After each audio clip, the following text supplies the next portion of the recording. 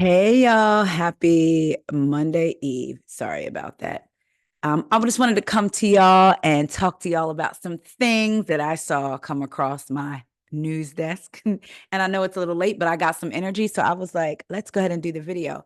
I hope that my glasses aren't reflecting light or what have you. It is almost 10 o'clock and I take my contacts out at night and sleep with my glasses, child. I think I've told y'all this before because I've worn my glasses like once or twice before.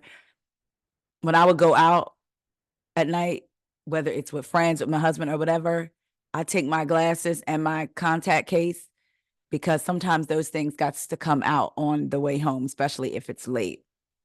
So I put my glasses on every night. So I hope that no glare or anything is I hope you can't see a glare, but if you can, I hope that we just roll with it. So first up, let's get into Mr. Tory Lanez. Now, this is according to page 6, child. Tory Lanez wife, Raina, I don't know how to say the last name, so I'll say Raina C, divorcing incarcerated rapper after 1 year of marriage. Tory Lanez secretly married Raina C shortly before he reported to prison, but she's divorcing him after less than a year of marriage. According to court documents obtained by page 6, Lanez, born Daystar Peterson, said, I do to Raina in June 2023, just 3 months before he began his 10-year sentence for pow-powing fellow rapper Meg Thee Stallion in the foot in July of 2020. However, Raina, with whom Lane shares one child, filed to end the pair's short-lived union Monday. She cited irreconcilable differences as her reason for the split. I bet so.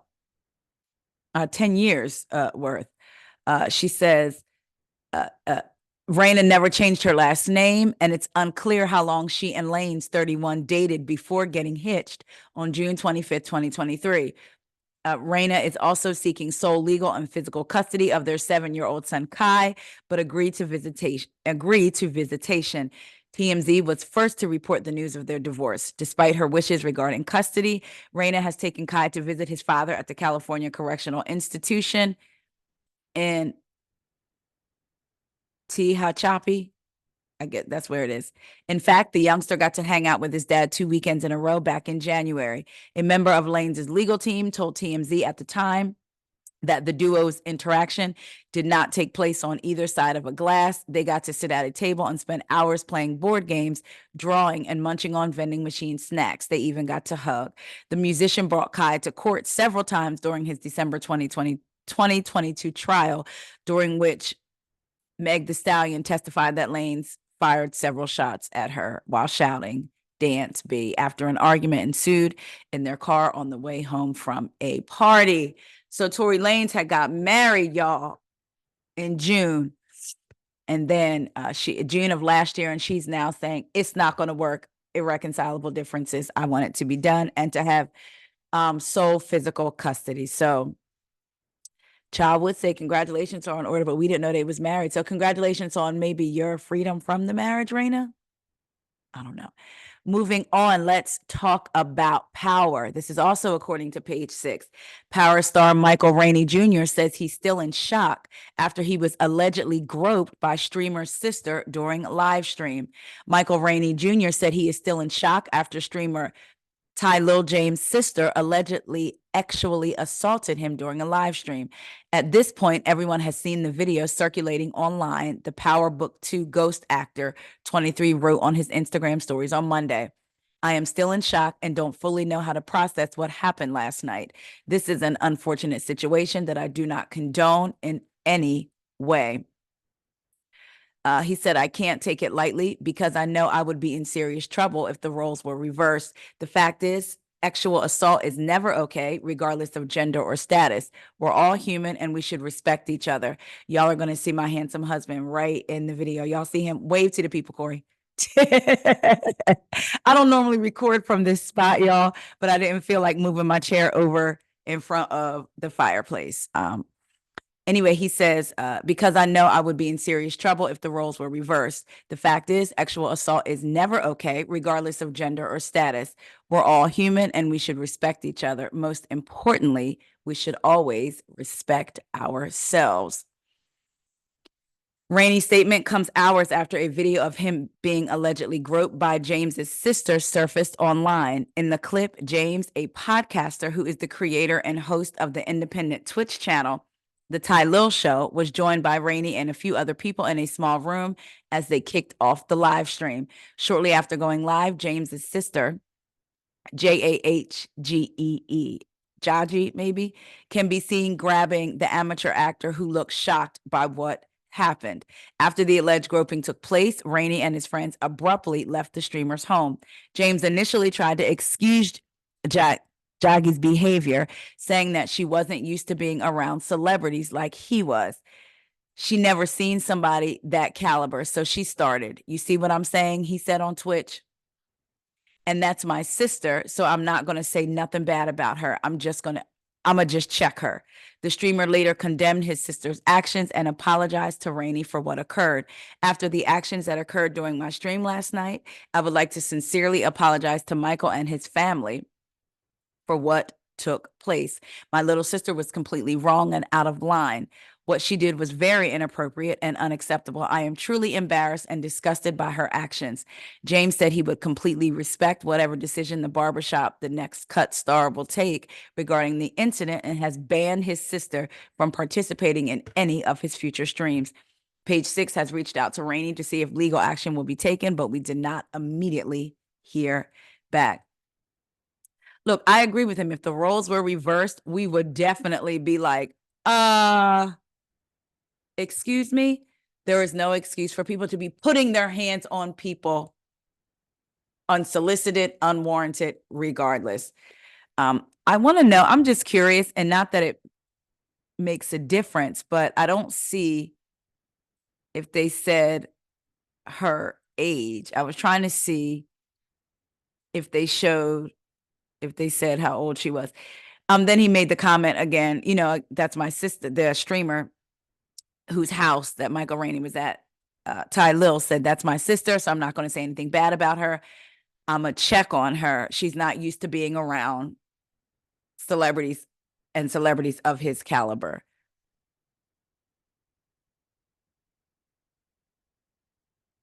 And it makes me, I don't know, it just makes me wonder how old she is and if there's something going on with her, if you know what I mean, mentally maybe to do that. I don't know. I didn't watch the video.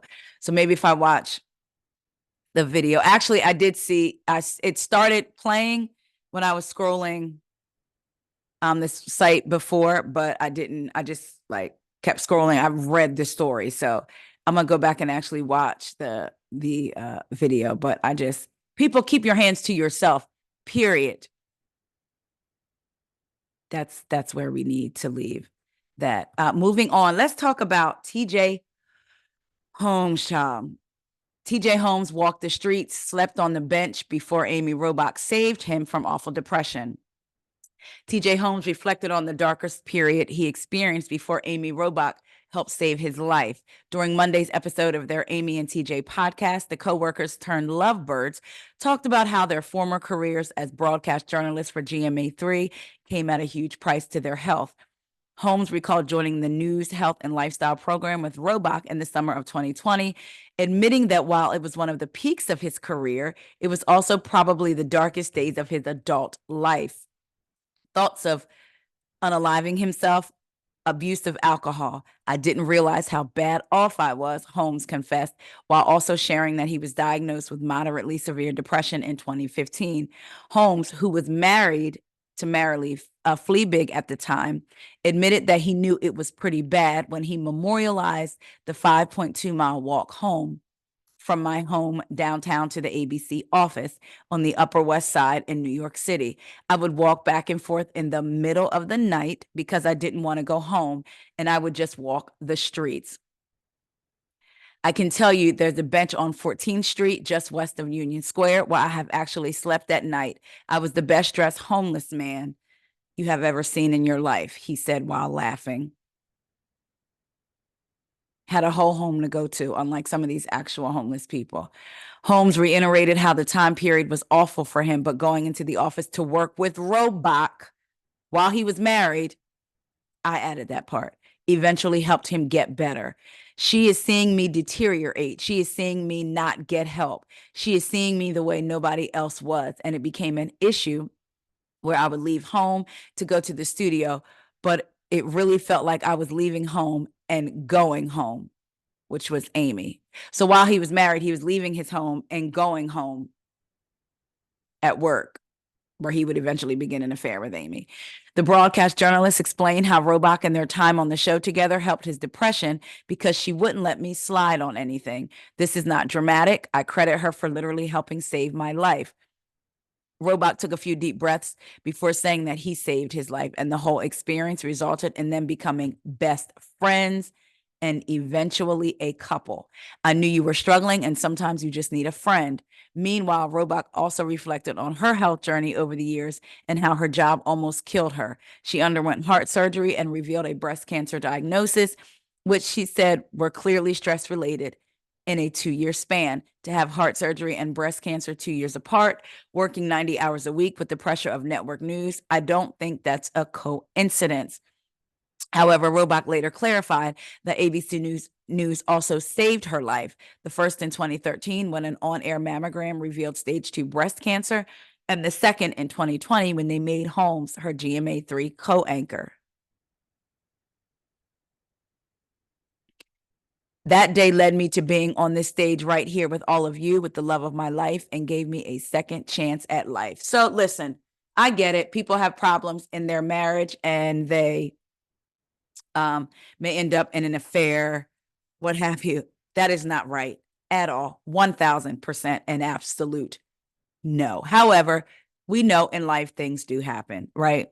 I'm an adult. I've lived long enough to know that things happen.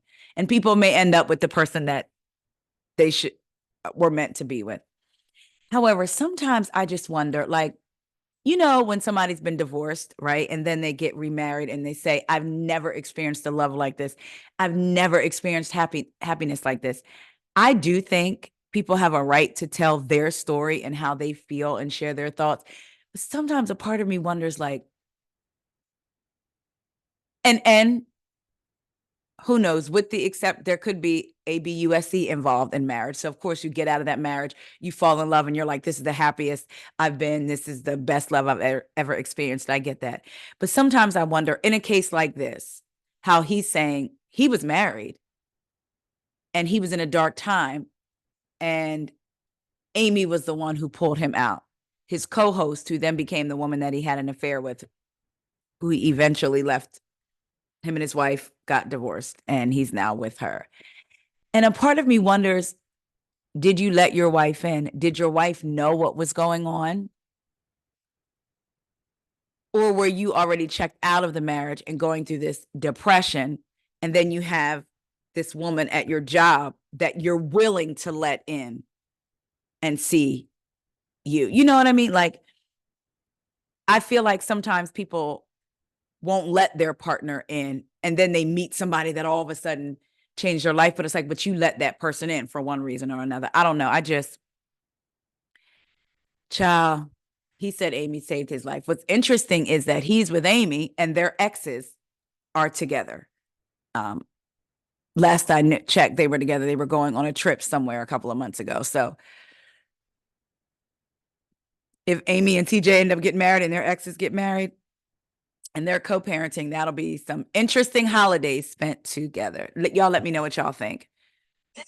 Next up, oh, y'all, hold on. Let me share this with y'all. I'm sure y'all probably seen it, but it is the newbies, Kelly and Brit. So let's share this screen real quick. Again, I'm sure y'all have seen, what is this, y'all? Okay, I'm sure y'all, what's happening? Y'all, what did I just do? Oh, here we go. All right.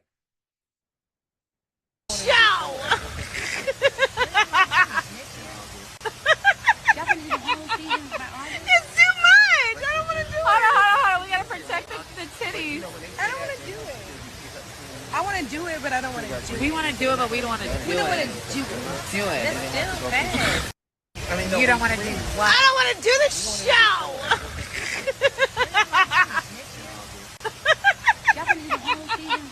It's too much. I don't want to do it. Hold on. We got to protect the titties. want to do it, but I don't want to do it. We want to do it, but we don't want to do We don't want it. to do it. Do it. That's still bad. So that's Kelly and Brittany joking about not wanting to do RHOA. The caption from the Bravo Shade Room says only 3 weeks into filming and the newbies ready to tap out. I blame Team Twirl for this. Hashtag RHOA. This is what the Bravo Shade Room said. Now, Scotty by Nature, shout out to Scotty by Nature TV. I love him. I love his channel. He has been on the podcast. He said they are joking and y'all in here writing think pieces. And I responded back and said, right. And he said they didn't want to give the new girls a chance anyway. And then I said, agreed. Like we say, we want new wives, and then we get new wives and we don't give them an inch. Now, listen, I will say this. It was annoying, or not annoying, but just seems so almost like when a person gets new money and people call it nouveau riche, like you can tell they haven't had money. When they were posting first week of filming done, it was like, okay, we don't necessarily need all that. We gonna give y'all a chance, these new wives, hoping you bring a fresh energy to RHOA. But we didn't need all that. But we still were going to give them a chance. But this, I didn't really take this as them really, truly wanting to tap out. Because if they really, truly wanted to tap out, tap, tap, tap, they could tap out. I'm sure they're loving, honestly, outside of if Kenya allegedly showed Brittany taking down some penis, I'm sure they love being housewives already. I mean, they've been out, some people believe all press is good press. I don't know if they believe that, but clearly they're on here talking about, I don't want to do it, knowing that it's going to gain some attention. So I didn't take it seriously as them honestly wanting to quit the show, because if they wanted to quit, they just would. So y'all let me know what y'all think. Last story, Denise Richards lands reality show with family. Our lives are full of fun, love, and unpredictability. Denise Richards is getting another reality show on the network confirmed on Monday. Denise Richards and the Wild Things, a working title, is a half-hour comedic docuseries starring Richards, 53, her husband, Aaron Pfeiffer's 51, and her 3 daughters, Sammy, 20, Eloise, 12, and Lola, 9, according to a press release obtained by Page 6. My family and I are thrilled to return home to E, Richards said in a statement referring to her former E reality show, Denise Richards, It's Complicated, which ran for 2 seasons from 2008 to 2009. I watched it. I liked it. I remember. She added that her 2 oldest daughters, whom she shares with ex-husband Charlie Sheen, were just 4 and 3 when the family first shared their story on television. Now we've come full circle. Richards is an executive producer of the project, along with Alex Baskin, who produces executive producer of Vanderpump Rules and The Real Housewives of Beverly Hills, Joe Kingsley, Jeff Festa, and Adam Griffin. The show will center around the complicated and unpredictable drama in Richards' personal life, as well as how her family members test each other's boundaries while dealing with life in the spotlight. The former Real Housewives of Beverly Hills star said she met one of the new show's executive producers when she joined the Bravo franchise in 2019. Alex Baskin and I met when I joined the Real Housewives of Beverly Hills, and I loved doing that show. This is the perfect partnership for our family series, as our lives are full of fun, love, and unpredictability, and we can't wait for the audience to share this adventure with us.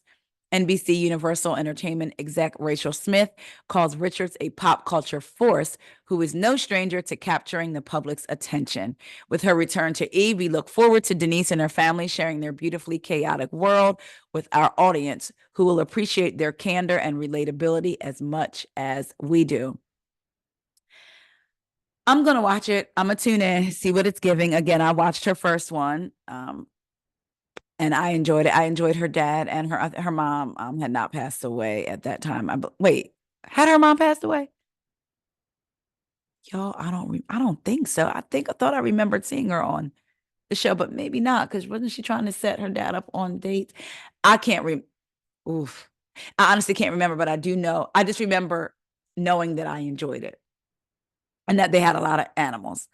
But anyway, y'all let me know what y'all think about Denise getting a show. Are y'all going to tune in? Is it going to be like, if there's nothing else on no other channel at all, never ever, TLC, TNT, the Animal Channel, ABC, CBS, Bravo, and you say, you know what, I'm going to hop on over to E and watch Denise. Y'all let me know. Also, let me know what y'all think about Brit and Kelly Evidently, they're really good friends in real life. They were at Kenya's event together. They were seen going in together and seen leaving together. Again, I think that they were just having fun and creating attention around the situation. Let me know what y'all think about TJ crediting Amy for saving his life. Michael Rainey being groped on Ty Little's live stream by his sister. And child Tory Lanez secretly got married and is now getting a public divorce. All right, y'all. I will talk to y'all later. See ya and have a wonderful rest of your evening.